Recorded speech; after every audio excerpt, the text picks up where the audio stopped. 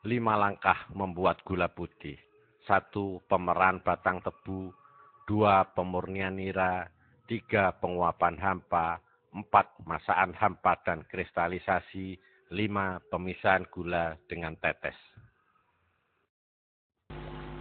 1. Pemerahan batang tebu.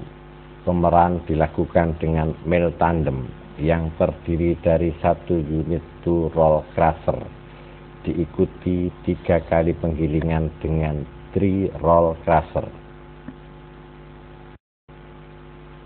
Untuk meningkatkan milling efisiensi, air panas diberikan sebagai imbibisi.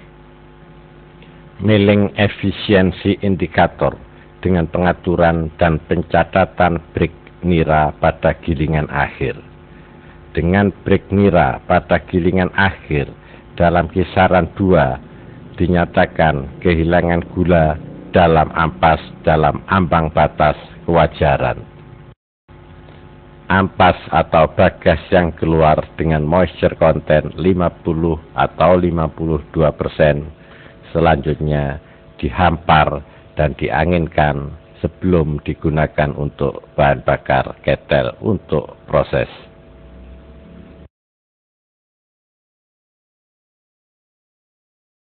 Pemurnian nira didahului dengan pemanasan nira kasar untuk inaktivasi jasad rene.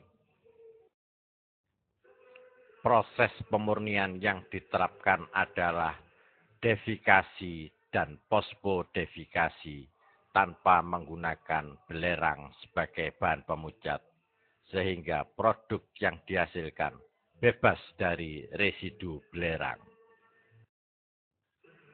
Di samping perhitungan ekonomis, proses ini lebih murah daripada proses sulfitasi yang saat ini diterapkan oleh semua pabrik gula di Indonesia.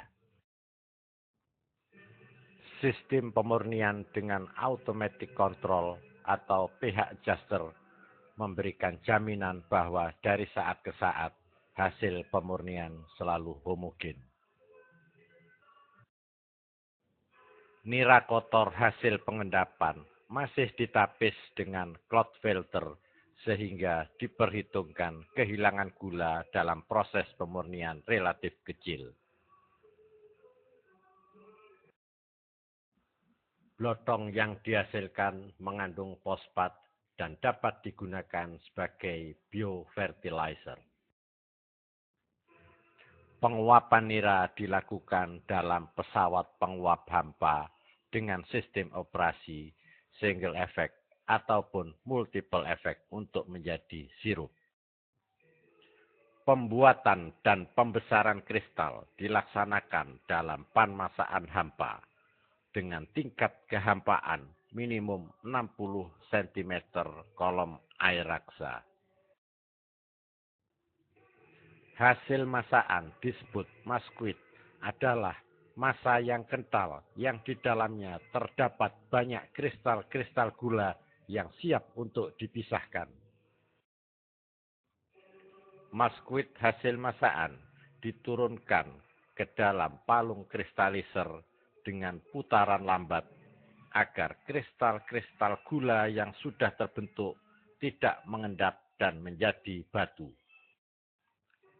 Sistem masakan diperkenalkan single cooking pan, artinya dengan hanya 1 pan masakan sudah bisa membuat kristal gula putih. Sedangkan skema masakan dihasilkan produk utama gula putih dan produk sampingannya adalah gula merah yang mempunyai nilai jual lebih bagus daripada tetes. Proses akhir adalah pemisahan gula dengan tetes, dilakukan dengan mesin horizontal separator, sekaligus dikeringkan dan dibuang sisa-sisa uapnya di atas talang goyang.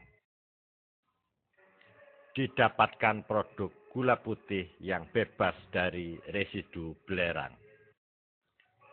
Dan terjawablah sudah satu pertanyaan, bahwa gula mini ternyata mampu menghasilkan gula putih konsumsi. inovasi dan simplifikasi yang diterapkan.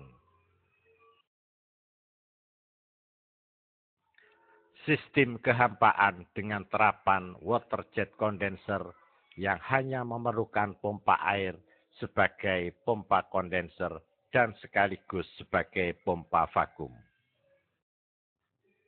Untuk mencapai performance yang sama, tidak memerlukan pompa vakum yang biaya investasi dan operasionalnya cukup mahal.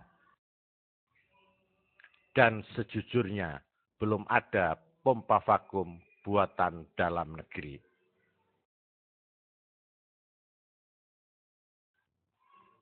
Untuk kawasan-kawasan dengan sumber daya air yang terbatas, sistem dilengkapi dengan kolam pendingin sehingga air dapat disirkulasikan untuk digunakan kembali. Pabrik gula mini dilengkapi dengan ketel pipa air tekanan rendah, dengan tarian alam atau dilengkapi dengan ID fan.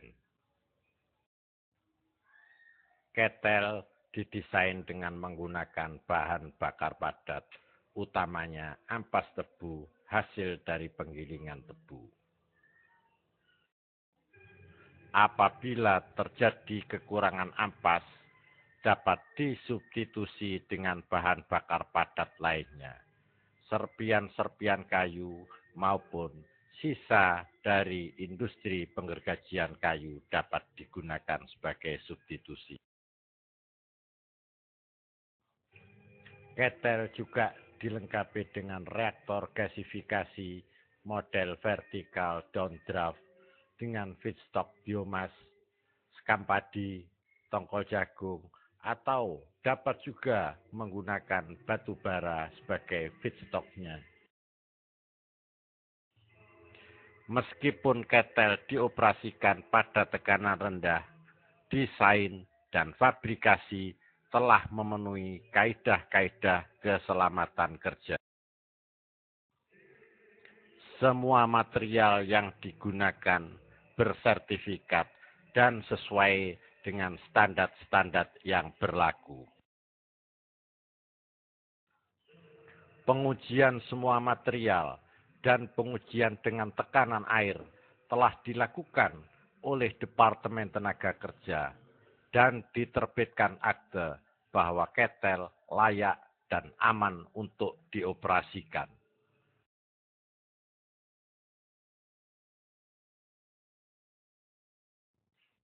Pabrik dilengkapi dengan timbangan truk digital yang menjamin transparansi berat tebu yang dikirim oleh petani.